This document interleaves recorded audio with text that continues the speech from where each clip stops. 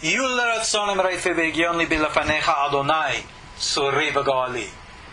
words of my mouth and thoughts of my heart be acceptable before you, O God, my rock and my redeemer. Shalom all, and welcome to another lesson in this series that I've entitled An Academic Review of Post-Talmudic Jewish Messianism. I'm, of course, your host, Ariel Tzadok. You find me online at KosherTorah.com. In the nature of this series, this is actually part 3 in our review of the Zoharic scenario of the coming of Mashiach. But of all the things that we have read in our previous 2 classes in the Zohar, which, for those of you who have listened to those lessons know, Zoharic language tends to be rather mysterious, nebulous, and not necessarily very specific, and therefore subject to tremendous interpretation. And almost all Zoharic commentaries, or I should say the independent ones, all seem to take an independent line of interpreting things, because there is no, if you will, authoritative word on Zoharic commentaries, unlike in the Bible or in the Talmud, where we have the famous classical commentator Rashi. In this class, I want to introduce you to a continuing section from the the section Parsha Shemot in the Zohar, pages 9a and b. And of course, I am using the Sonsino English translation, which at this time I consider still to be the best and most authentic. There is a teaching here which is in itself predictive, but in itself most profound in its revelation. And therefore, we're going to focus this entire lesson on this class, on this teaching. And with the grace of God, I hope that I'm going to cover this in appropriate detail. Because unlike previous Zohar classes where things were rather nebulous, here things get to be a little bit more understandable. And for those who are familiar with Kabbalistic terminology and meanings, what is taught here is rather profound. And it's an important lesson. Because while it is not necessarily in total giving us a prediction of Messianic issues, even though it will towards the end, it is revealing to us the nature of things which underlie everything. And that is a very important lesson for us to understand. So with that introduction, I'm going to read to you, again I'm in the English Sonsino Zohar, page 27 of volume 3. For those of you who can get a copy, if you wish, follow along. We have here Rabbi Shimon Bar Yochai speaking. And again, remember, we've discussed in our previous lessons whether this is pseudepigraphal or historical, and it doesn't matter. It doesn't matter if this is real or not, because it is real internally, if it is not real externally. The wisdom, the teachings, they are real. And it really doesn't matter who actually says it. Our text tells us, Rabbi Shimon Bar Yochai says, "Behold, I was moved a while ago to meditate on the mystery of the letters of the holy name." That's Yud Kei Vav Kei. "The mystery of His compassion over His children. But now it is fitting that I should reveal unto this generation something that no other man has been permitted to reveal. For the merit of this generation sustains the world until the Mashiach shall appear." That's a pretty powerful introduction, wouldn't you say? Let's hear what Rabbi Shimon Bar Yochai has to say. He then bade Rabbi Eliezer, his son, and Rabbi Abba to stand up. And they did so. And Rabbi Shimon then wept the second time, and he said, "Alas, who can endure to hear what I foresee? The exile will drag on. Who shall be able to bear it?" quick little note. If this or these words were historically said in the 2nd century, who would have conceived in the historical time period of the actual Shimon Bar Yochai and his actual Rabbi Eliezer, his son? This is about the year 130, 140, 150 of this common era. That's still 1,800 plus years after the fact. We would still be in exile. Wow. That'd make anybody cry. Can you imagine today if we had visionaries who could publicly say that by the year 4014, Mashiach still has not yet come? Can you imagine that? How would that make us feel? Well, that is how it is interpreted, understood within the context of the text. Now, for those of you who want to take a scholarly version and put the text in the 1200s, fine. Zohar is written in the 1200s. You want to argue? Here we are almost 800 years later. And still, no Mashiach. Hopeless? Never. Desperate? Yes. But now, let's understand. Then he arose and he spoke thus. It is written, and he quotes here Isaiah 26 verse 13, O Lord our God, other lords beside you dominated us. Apart from you, do we make mention of your name? And he continues and states, this verse, apart from other interpretations, contains a profound doctrine of faith. YHWH Eloheinu, our God, is the source and the beginning of supreme mysteries indeed. It is the sphere whence emanate all the burning lights, and where the whole mystery of faith is centered. This name dominates all. Commentary now. Here we can already start to explain things. As we know, throughout all of biblical literature, God has two names. The special name YHWH, which is not so unpronounceable as people think. I have an entire meditative teaching about that available on KosherTorah. And then, of course, the other name, Elohim, which is actually a plural word, but it's understood in a singular text, and you can go into the Zohar and other places for commentary on that. But aside from all of that, the two names are understood, if you will, to be two expressions of the divine. God as God appears through nature, which is the name Elohim, because remember it was Elohim who created the heavens and the earth. And then the name YHWH, which is called God's special name, or unique essence, attribute, personality, if you want to. If you will, Elohim is the way of the earth, and YHWH is the way of heaven. We have parallel dimensions. We refer to them in our Ohel Moed and Bahir series as the Du Partsufim, the dual realities. Because in one-dimensional plane, what we would call the ways of nature follow YHWH. Whereas in our dimensional plane, things follow what we call Elohim. And this gets, of course, very involved, and you can go into the other literature that I mentioned for more details.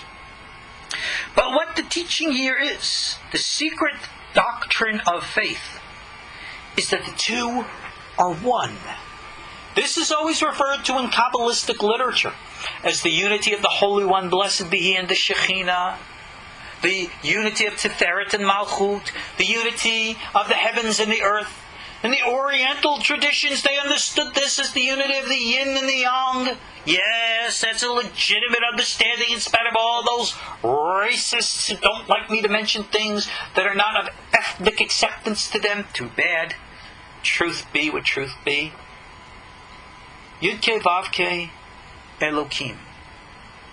Our reality is defined in a duality and never in what is not. I was about to say not a singularity, but ultimately, all life is a singularity. You can't have two halves unless they are one, because only then you have a whole. Male and female. Women amongst women, men amongst men, they never understand. Put a man and a woman together, and you have a merging of the minds and the hearts. That creates a family, and it creates a level of understanding, a balance and a harmony. In the Kabbalah we call that the Ma and the Ben, the Tiferet de Malchut, etc. This is the true doctrine of faith. That is, dark as things appear here, there is still the higher hand. So that's the good example that I like about using yin and yang from the Chinese tradition. Because if you remember, one side is black, one side is white, and it's got the ball of each other in it. So which side do we live on? Think about it. There's always both. We consider our world dark, ruled by a world of light. They are necessary halves of a whole. This is the secret of God's name. This is the secret doctrine of faith. And it's important as the foundation for understanding Messianic teachings. The Zohar continues, and again I quote, however, in quote, other lords besides thee dominated us. The people of Israel, who is destined to be ruled only by this supreme name, is ruled in exile by the other side. Are there other gods? The Bible clearly says yes. But they are gods with lowercase g. They're not the creators of the heavens and the earth, but they are what we will call powers. In the parallel dimension above ours, there are conscious, sentient, powerful entities who, according to the nature of reality, have some semblance of control over that which happens in our reality. And we are taught biblically and elsewhere, Daniel chapter 4, that this system is ordained by heaven and is part of the operation of how our universe operates. As such, in this state of exile, what exactly is exile? Oh, that we're no longer living in the land of Israel. Well, since 1948, the state of Israel has been established. All the cities there have been rebuilt. Millions of people live there. And yet, it is still exile. Because exile is not a physical state. It is a psychological state. And we just recently came out with a long 4 or 5 part essay on KosherTorah.com about the nature of exile, explaining the psychological nature of it, quoting from the sources from the Baal Shem Tov, amongst others. Under such an understanding, when we disassociate our conscious minds from the reality and the existence of a higher universe, and we block out awareness of it, needless to say, it does not go away. It's still there, but we have turned a blind eye to it. That kind of makes us kind of dumb, not seeing what's there. The other forces, then, we don't see them. We don't know them. We often disavow and don't acknowledge them. But they are still there. And they are fulfilling their function. We don't see them. We don't see the singularity of God above them. It's in that state of disunity, that state of complete blindness, that is called the other side. That is called exile. Yea, the Zohar continues, apart from thee, Becha, as it says in Hebrew, do we make mention of your name. The name Becha, spelled in Hebrew Bet Kaf, alright, it symbolizes the holy name, because Becha, Bet Kaf is numerical value 22. It symbolizes the holy name, which is comprised of 22 letters. Now what name is that? Oh, it doesn't matter.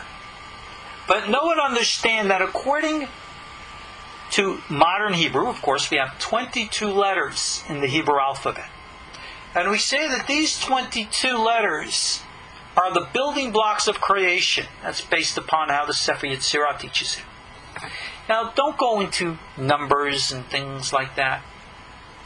But if you would look at 22 in the base form, where in which you would take 22 times 21 times 20 times 19 all the way down, you would get such an astronomically large figure that I believe I saw in one of Aryeh Kaplan's books that calculates to be somewhere close to maybe the number of stars in the heavens. So you see, whether 22 is in, well, we know it's the number of the Hebrew letters, but if that's actual the force of nature or not, the entire Torah, which consists of hundreds of thousands of letters, is said to be one long name of God. All of this is symbolic language for us to understand that all of the universe and all the nature is, if you will, God's name. And we live oblivious to this. We live in complete disconnect to an understanding of this. But they say this is the name by which the community of Israel is always blessed. And he quotes here, to whom thou swearest by thine own self, quoting Ezekiel 22, verse 13, and Genesis 48:20, in thee, Becha, shall Israel be blessed. For in thee, Becha, I can run through the troops. Again, a quote from Psalms. What does that mean? That aside from all the metaphor, when we look at the natural order of things, recognizing the relationship of what we can call the visible with the invisible, the higher and the lower, the du partsufim as they're called in Kabbalistic literature, and we seek the reality of the invisible within our own invisibility, meaning our unconscious, which is the process of meditation, spanning out that element and that aspect of ourselves into the other universe, and therefore integrate both in harmony. Only then do we see all the letters, in quote.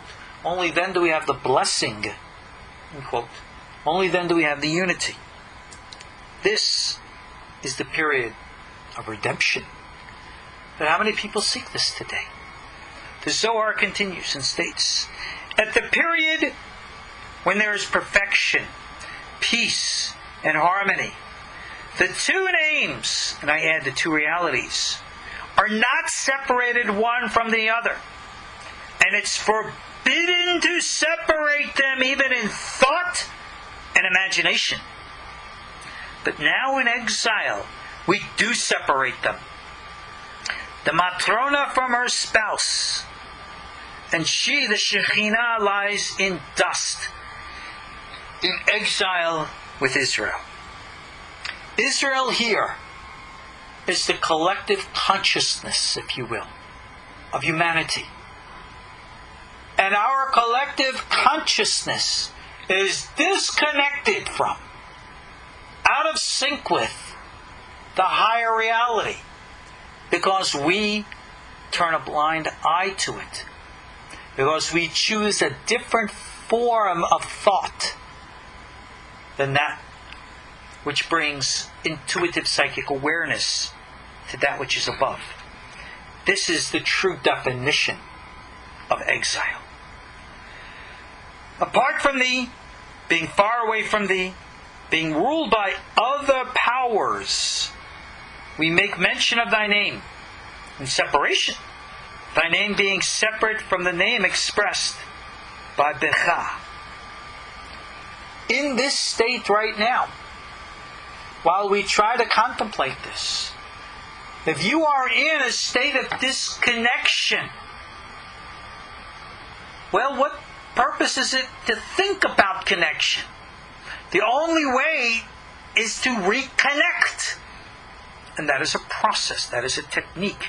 That is the process of redemption. The process of bringing the Messiah, if you will, psychologically within the individual psyche, prior to it ever becoming a political reality in the world. And this is why you will find that from the days of the 1500s, the Ariel in the 1570s, Reb Chaim Vital, his student after him, all said that we were already living in the end of days. Now, many people interpret the end of days, like I've said many times before, to be literally a period of the 7 literal years as it's written in the Talmud or other midrashic sources. But yet, 7 years is spoken of in the Talmud, like the 7 days spoken of in Genesis, are a symbolic number, which could literally expand into however long it needs to be, because it is a psychological understanding, like the days of Genesis are a scientific understanding. In that respect, in this period of separation, we just don't get it. The Zohar continues. All this time in the days of exile. For the first exile began during the first temple, and it lasted 70 years, during which time the mother, the Shekhinah, did not brood over Israel. And there was a separation between the Yud and the Hey.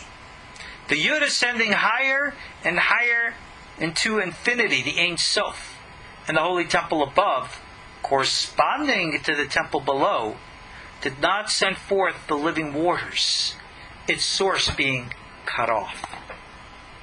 Here is the great secret. Here is the definition of exile. The loss of the Yud. Now, for those of you who are familiar with Kabbalistic terminologies and metaphors, you know that the letter Yud corresponds to, in the worlds, the realm of Atzilut, in Sefirot, the realm of Sefirot. In the mind, the right brain. It is the psychic, the intuitive, the what we call 6th, 7th, 8th, 9th, and 10th senses.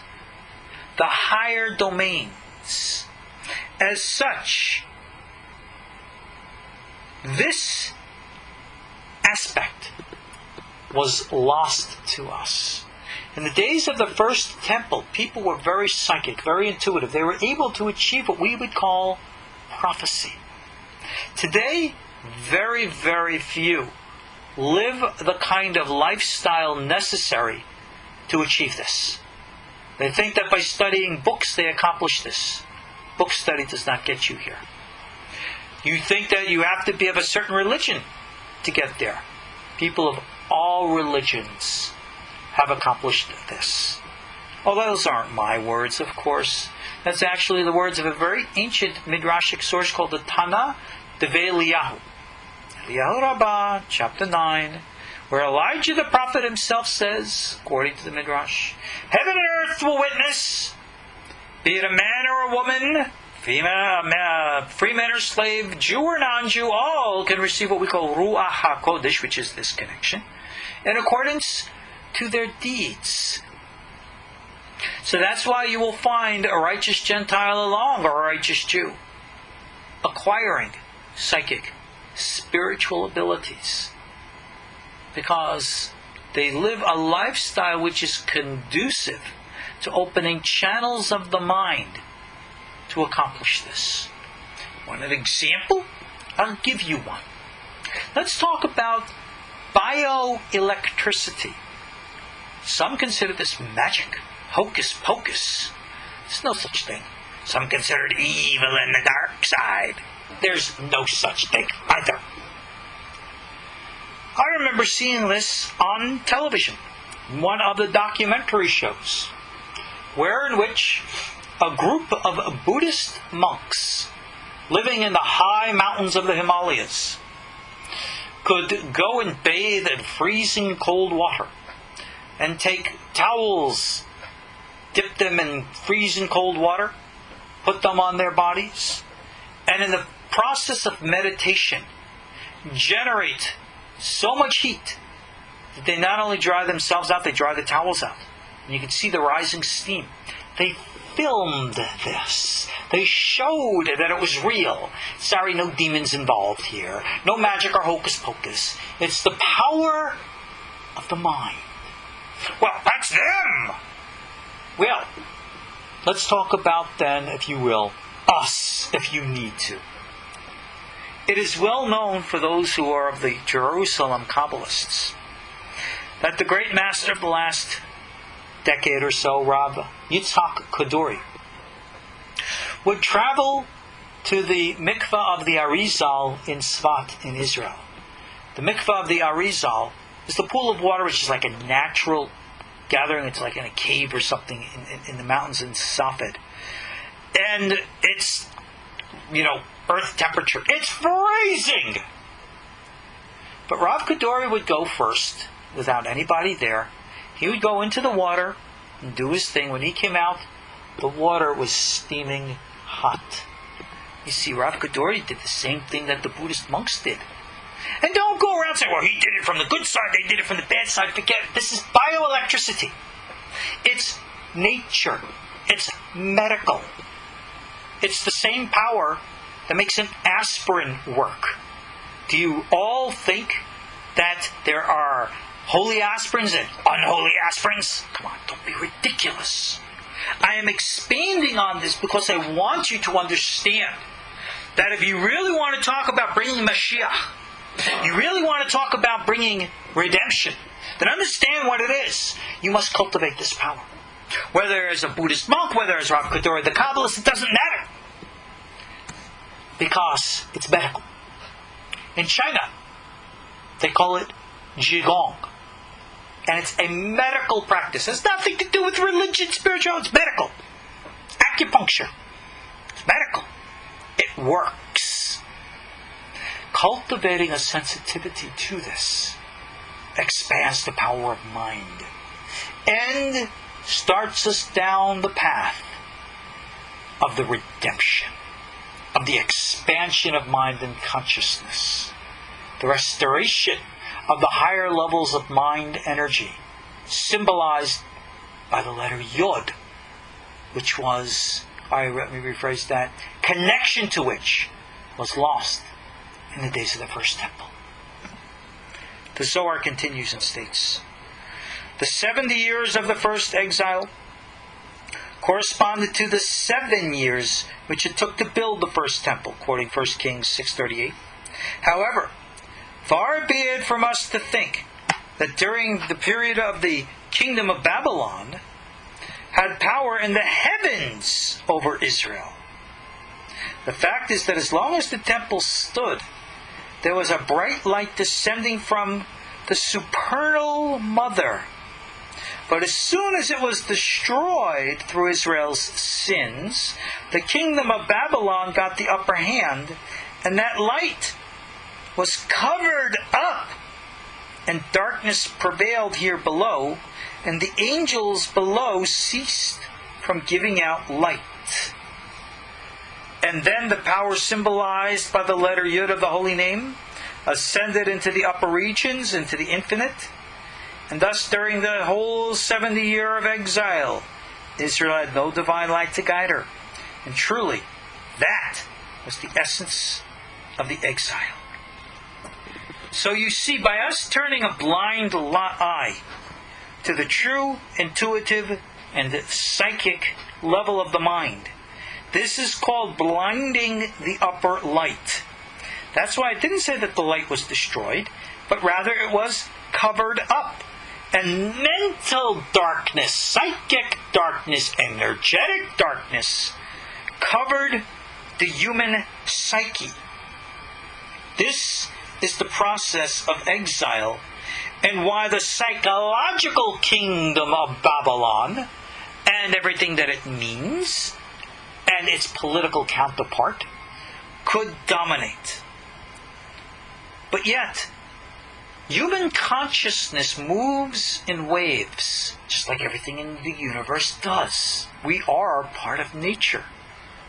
And just like you have waves, where you have a high, you have a low.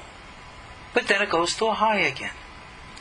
When, however, the Zohar continues, Babylon's power was taken away from her and Israel returned to the Holy Land, a light did shine for her, but it was not as bright as before, being only the emanation of the lower hay, since the whole of Israel did not return to purity to be a peculiar people as before.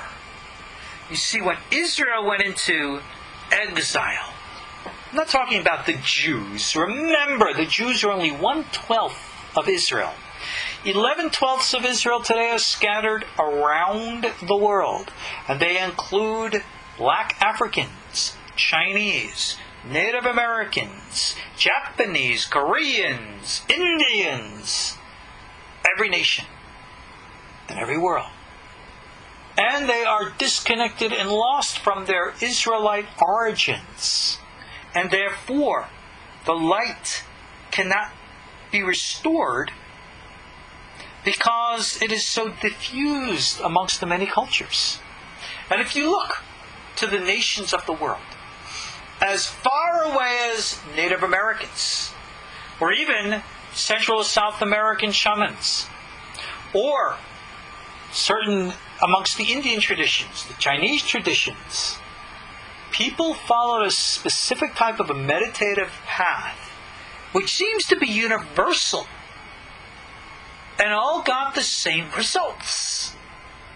No, maybe it didn't ethnically identify them with the Jews in Judaism, but it led them all to universal results of a code of morality, many even a code of diet, and a code of understanding and insight, which is why those in the quote, in the know, will recognize those in the know of other cultures and recognize the nature of brotherhood in the spirit of what we discussed from the Tana D'vei Eliyahu, that regardless of who you are, based upon your actions, you can connect.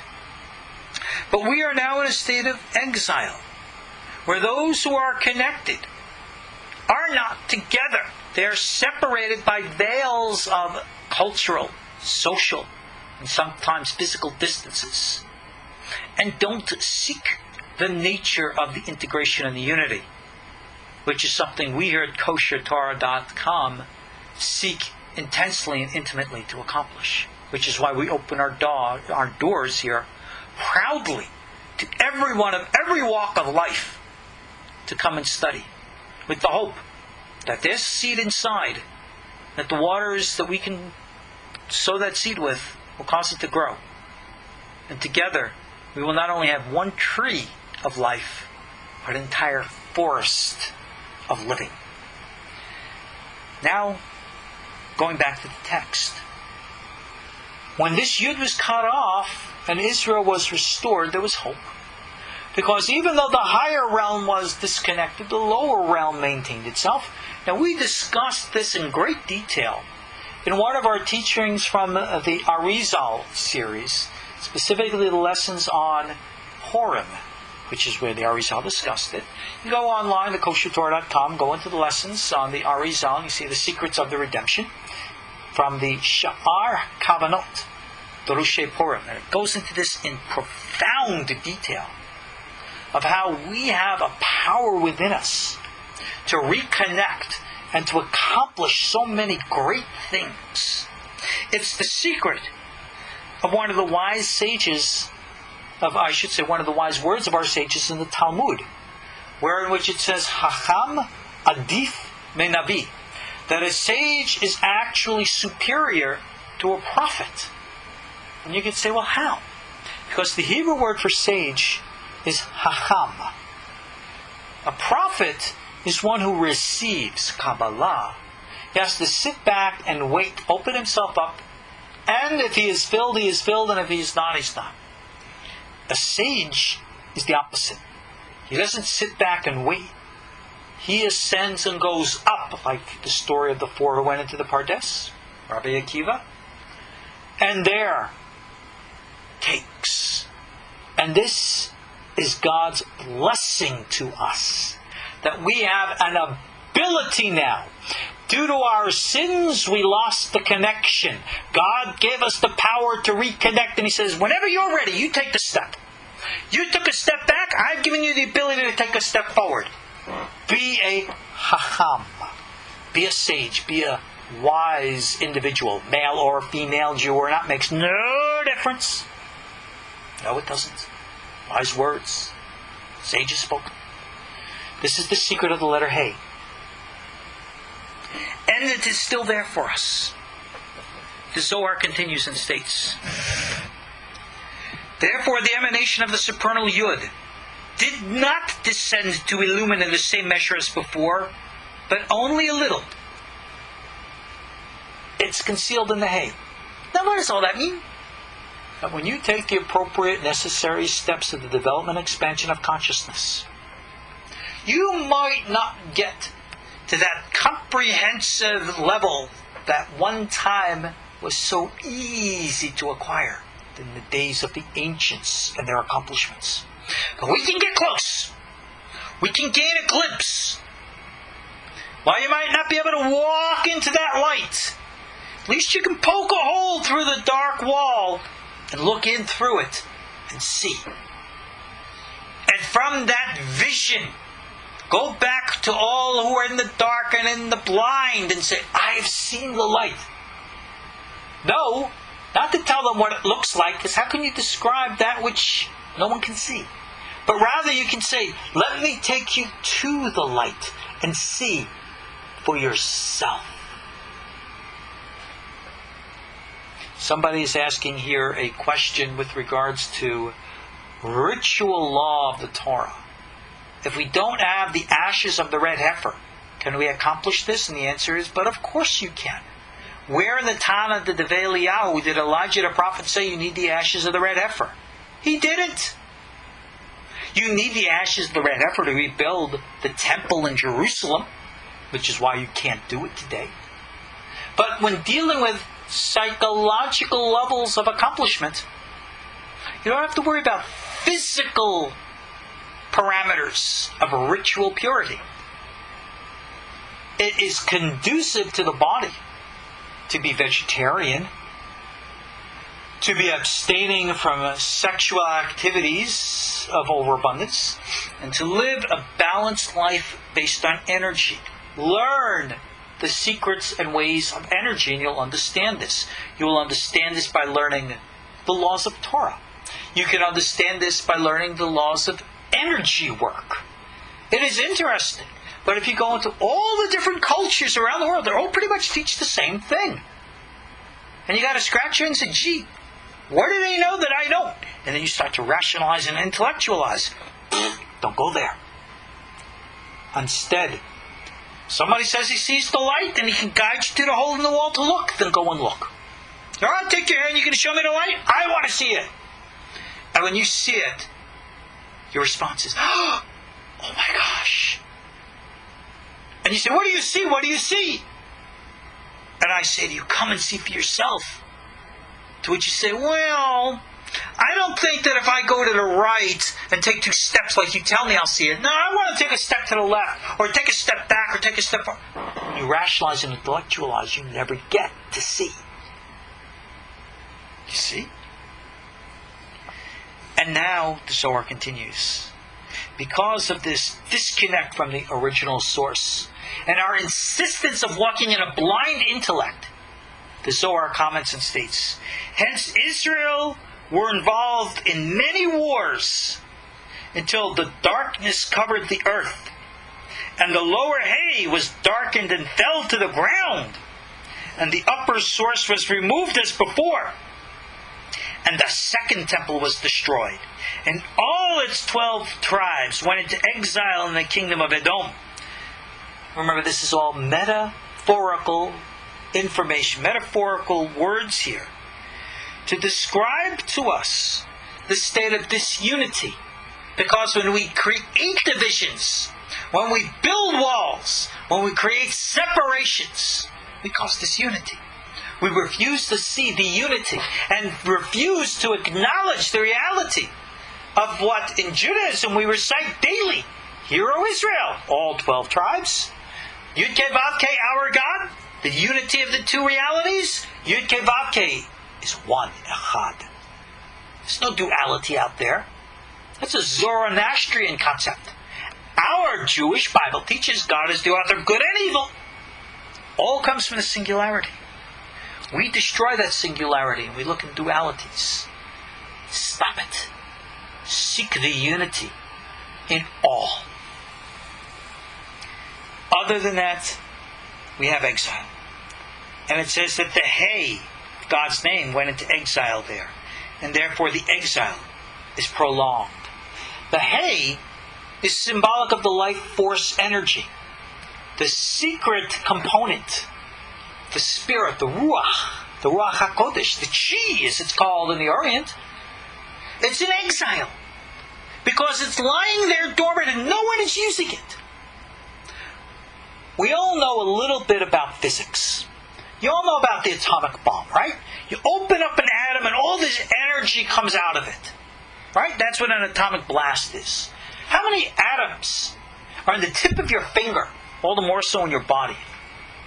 If you could open up one of those atoms, man, you'd be able to blast a nuclear bomb right out of your finger. That energy is locked potentially within you.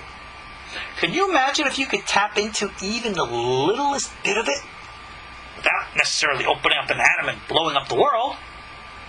But if you could tap into that energy and direct it by the power of mind. Yep, that's bioelectricity. And it's real. They can photograph it. They can monitor it in a laboratory. And I will tell you, go on to Amazon.com.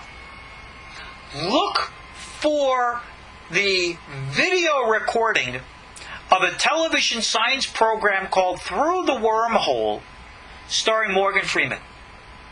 It's in the second season, and it's the episode on the sixth sense, in which he interviews scientists, not religion people, who have discovered the profound abilities of the mind. Literally, that people who are blind can see things, that their brains respond to images that the physical eye doesn't see. It's supposed to be impossible, but it's not. People who cultivate these abilities can do many things. This is what real energy healing is about. Not like these fakers and mumbo-jumbo baloney artists. This is all real. This is why I encourage Qigong meditations, why I teach the pillar of fire, why I myself practice Tai Chi Chuan, why I myself practice Qigong, and I encourage you, my listeners, to do so as well. This is not follow the leader. I'm certainly no leader. I want you to come to the wall and see the light for yourself, to experience it for yourselves. This is the secret of redemption. Continuing. A mystery of mysteries has been revealed to them that are wise of heart. That's it, folks. I just revealed to you now the secret of redemption. How you can influence the collective consciousness of humanity. How you can make a change in the minds of 7 billion people. How you can contribute possibly to the avoidance of World War III. Or at least to contribute to the savings of those who will make it through. It's all within us. The Hay of the Second Temple is in exile with their 12 tribes and their hosts.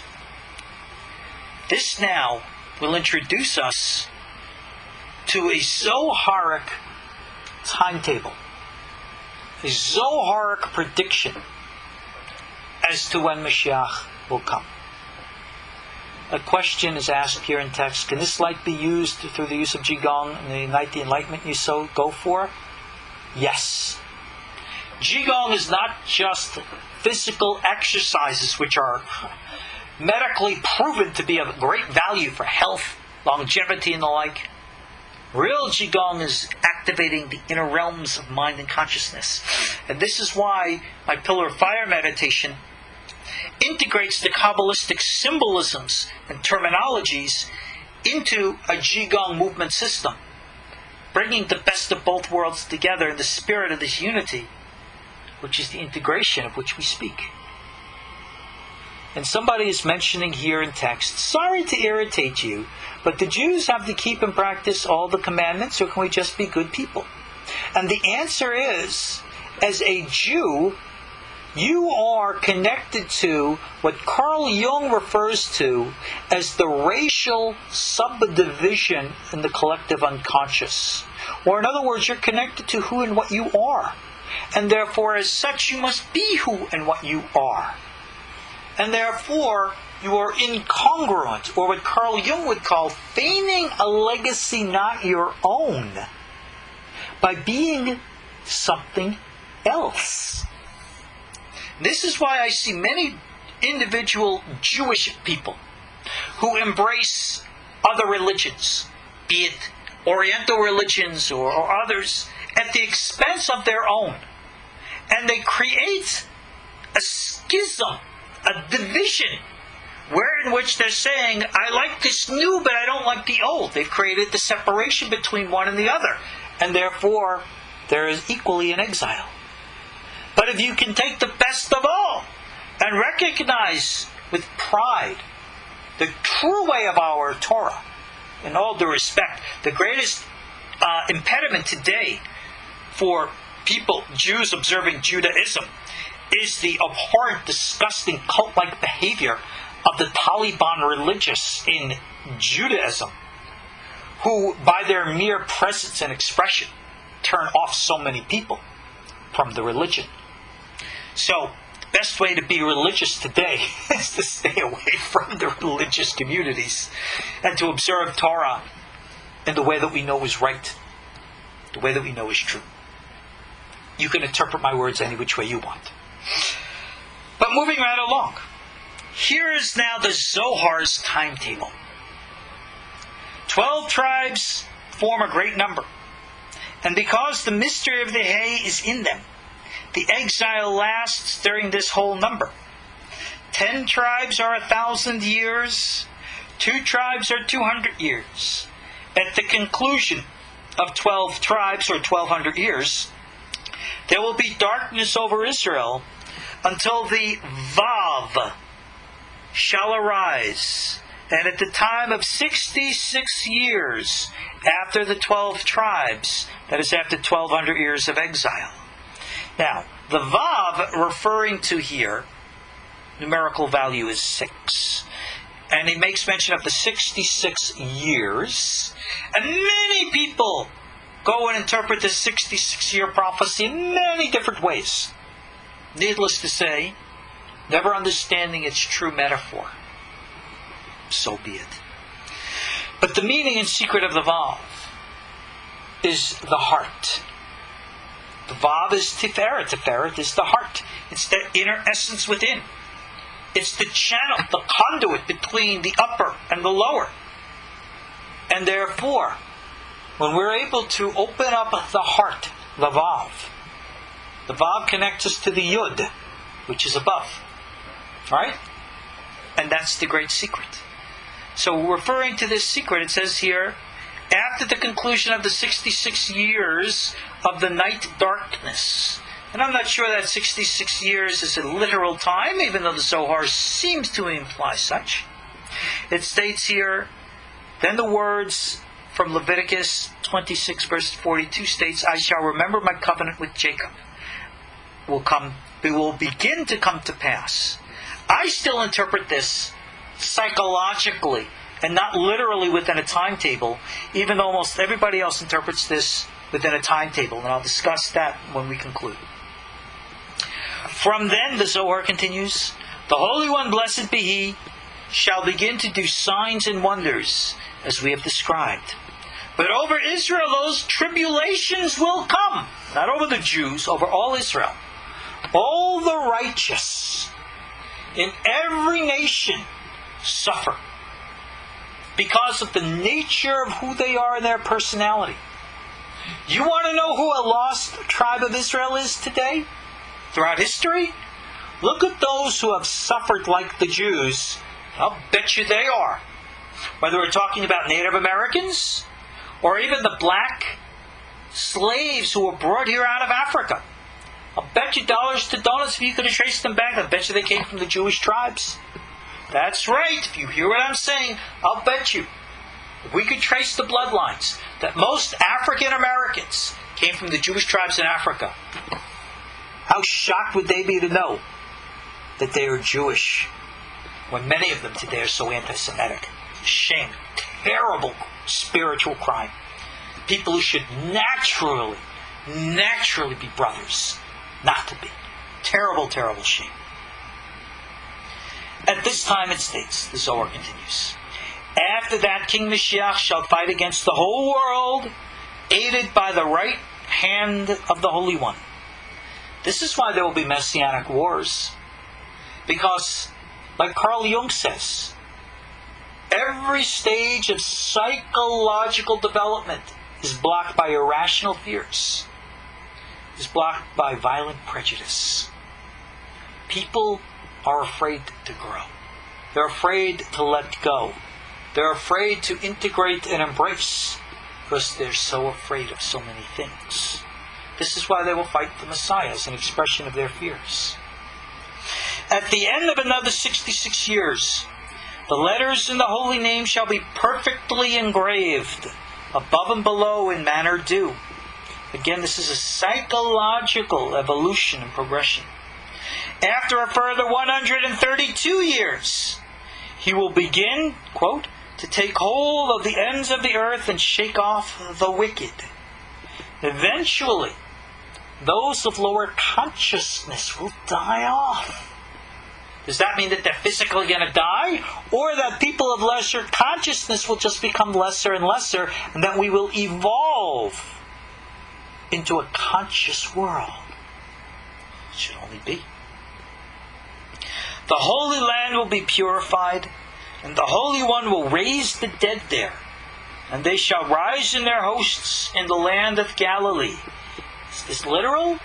Is this a psychological metaphor? That's the way I understand it. At the end of a further 144 years, the remaining dead of Israel in other lands shall be raised, so that after altogether 408 years, the world shall be re-inhabited, and the evil principle, the other side, driven out. When we talk about the death of death, it doesn't mean that they physically die. It doesn't mean that we beat them down and send them to hell. It means that they are reabsorbed, reintegrated. Nighttime does not die at the dawn.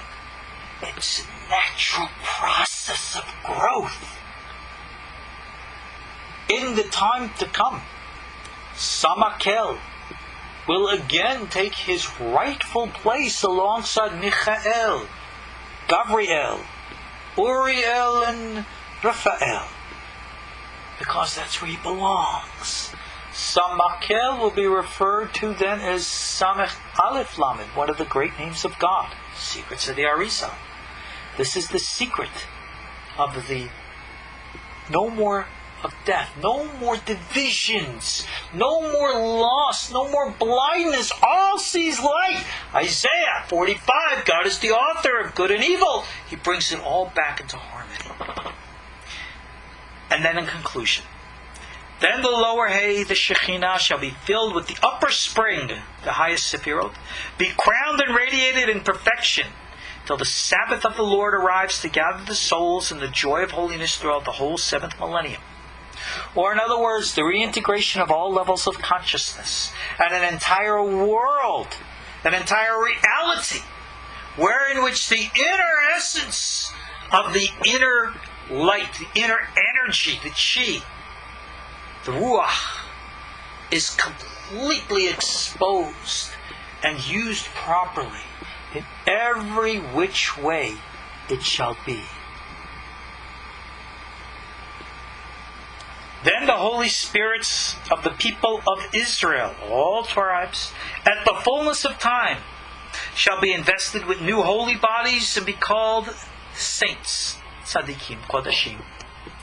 This is the true resurrection, the transformation when we have a new integration of mind, lead to a new reality. And then it continues and concludes. And it shall come to pass that he that is left in Zion that remaineth in Jerusalem shall be called holy, quoting Isaiah. And he concludes and says, these then are the veiled mysteries. And now you understand why this was so important to teach. This is the summary of all true Messianic teachings. This foundation, as outlined here in the Zohar, is echoed later in the teachings of the Baal Shem Tov. And we'll get to the Baal Shem Tov and his words later in this course. But these secrets here of trying to understand the true psychological evolutionary nature of the coming of Mashiach is so vital that the author here called Rabbi Shimon Bar Yochai stated that this is a secret that no one knew and why it was so important to be revealed, and that we have this revelation. Now, the Sonsino text, following this in some literal sense, has a footnote here on the bottom of page 29, in which it tries to apply some type of dating to this timeline. And it states, and I quote, the above calculation of the Messianic era rests on the supposition that of the 7th millenniums of the present Aeon, the 7th is to be considered as the cosmic Sabbath, the 6th as the time of the Messiah, the 5th as the last Edomite or Roman exile. The beginning of this exile is, according to the Zohar, in the year 28 years after creation. Hence, with those 1200 years of exile, the 5th millennium is complete. 66 years later, in the year 5066 years after creation, equivalent to 1306 Common Era, the signs of redemption begin. 198 years later, in 5264 after creation, or 1504 CE, Common Era, follows the first resurrection. The second, 144 years later, in 1648, and then concludes in the year 2240. The apocalyptic Sabbath begins. Well, that's a way of looking at it. I do not interpret things in such a literal timeline as does the translator here of the Zohar. I understand it in what I believe its proper metaphorical way. And thus I share this with you as a very important and a very deep understanding of what it truly means to bring redemption. Why I teach Qigong as part of our Kabbalistic training teaching, to reintegrate energy work into Torah the way it was meant to be, and how we must build the bridges wherever we can to reintegrate, to reunite, and bring all things back into original harmony. This is the secret of redemption. The practice thereof is in our hands. And on that note, I'm going to conclude. I want to thank you all for joining me for this class. And I hope to see you all online on KosherTorah.com. Again, I'm your host, Ariel Tzadok. Thanks for joining me. God bless. Good night. Shalom. Bless. Good night. Shalom. Bless. Good night. Shalom. Bless. Good night. Shalom. Bless. Good night. Shalom. Bless. Good night. Shalom. Bless. Good night.